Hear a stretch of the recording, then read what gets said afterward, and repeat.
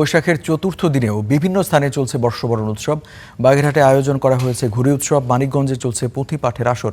এ নিয়ে বিস্তারিত জানবো আমাদের সহকর্মীদের কাছ থেকে। বাগেরহাট থেকে আছেন আমাদের সহকর্মী এস সোহান এবং মানিকগঞ্জ থেকে যুক্ত আছেন সহকর্মী মাহিদুল ইসলাম মাহি। প্রথমে যাব বাগেরহাটে সোহানের কাছে। সোহান, ঘুড়ি উৎসব সেখানে কোথায় হচ্ছে এবং কয়টা থেকে শুরু হবে নাকি হয়ে গেছে, একটু বিস্তারিত জানাবেন এ নিয়ে।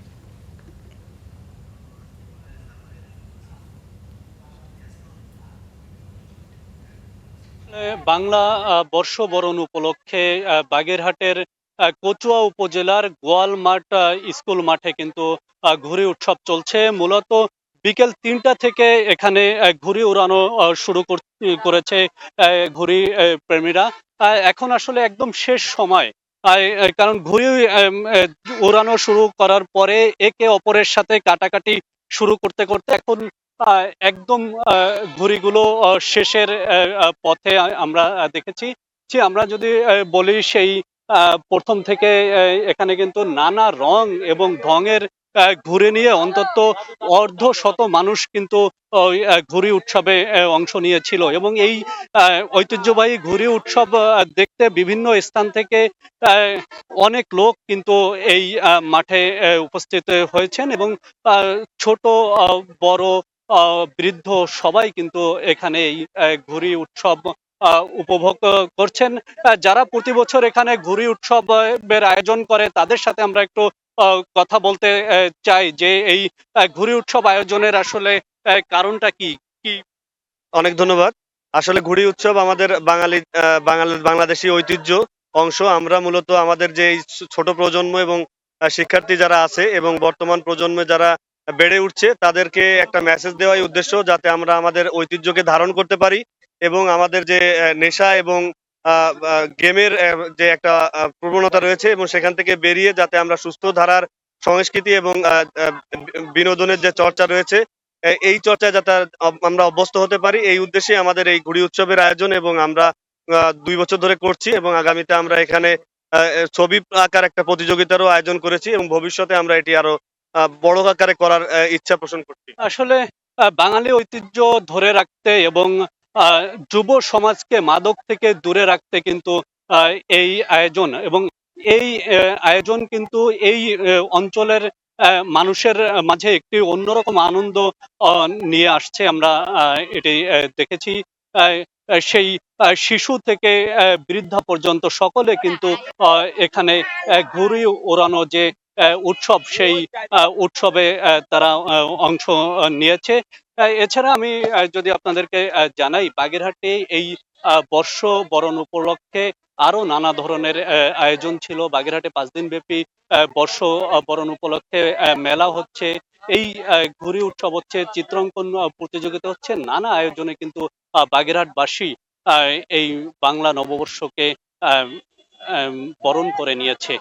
বাগেরহাটের গোয়ালমাঠ স্কুল মাঠ থেকে এই ছিল আমার কাছে ঘুড়ি উৎসবের সর্বশেষ খবর। সোহান, আপনাকে ধন্যবাদ। এবারে চলে যেতে চাইবো আমাদের আরেক সহকর্মী যুক্ত আছেন মানিকগঞ্জে এবং মানিকগঞ্জের সহকর্মী মাহির কাছ থেকে জেনে নিতে চাইবো, মাহি, নতুন বছর উপলক্ষে সেখানে পুঁথি পাঠের আয়োজন আছে বলে জানা গেছে। তো এই আয়োজনটা কখন হচ্ছে এবং সেখানে কি ধরনের মানে কে বা কারা সেখানে পারফর্ম করছে, একটু বিস্তারিত জানাবেন।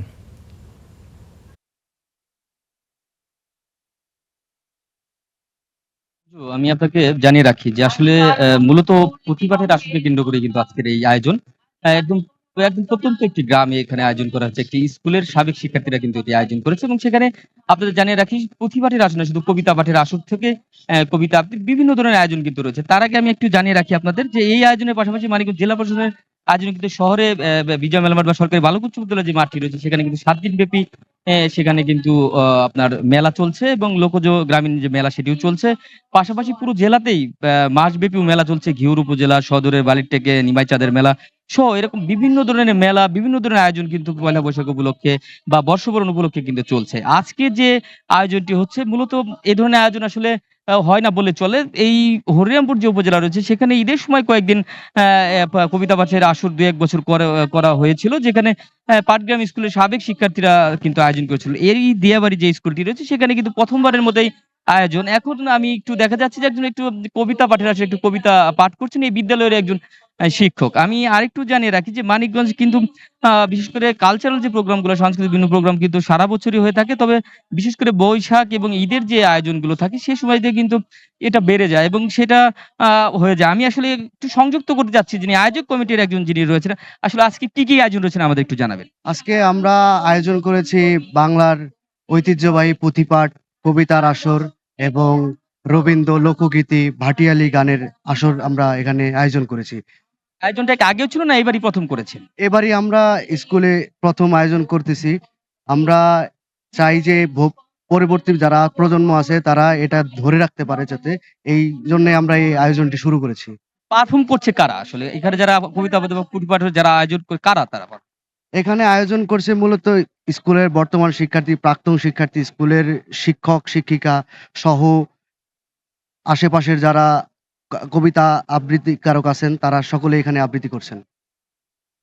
আচ্ছা, যেমনটি আমরা জানাচ্ছিলাম যে আসলে পুঁথিপাঠের আসরটাই মূলত হলো এখানকার মূল আয়োজন। পাশাপাশি কবিতা সহ বিভিন্ন ধরনের আয়োজন কিন্তু হচ্ছে। আমি আসলে আপনাদের দেখাতে চাচ্ছি যে একদমই ১৮, ১৬, ১৫ বা ১০ থেকে এই ধরনের যারা এসএসসি ব্যাচ ছিল যে স্কুলে তারাই কিন্তু এই আয়োজনটি করছে এবং এই আয়োজনটি সবচেয়ে মজার কথা হলো এই পাশের যে স্কুল রয়েছে বা অন্য জায়গায় যারা রয়েছে যারা পারফর্ম করে তারাও কিন্তু এখানে আসলে অংশগ্রহণ করেছে এবং তারা কিন্তু এই প্রোগ্রামটি উপভোগ করে। আমি আরেকটু জানিয়ে রাখি যে এই পাশাপাশি সদর উপজেলা এবং আমাদের যে জেলা প্রশাসকের কার্যালয়ের পক্ষ থেকেও কিন্তু ৭ দিনব্যাপী একটি মেলার আয়োজন চলছে।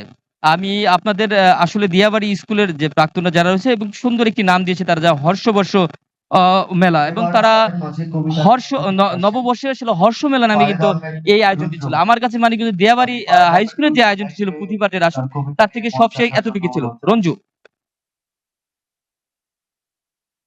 মাহি, আপনাকে ধন্যবাদ। দর্শক, আমাদের সহকর্মীরা জানাচ্ছিলেন যে পহেলা বৈশাখ এবং নববর্ষ বরণ উপলক্ষে এখনও তাদের এখানে যে সমস্ত আয়োজন রয়েছে সেগুলো আপনাদেরকে জানাচ্ছিলাম।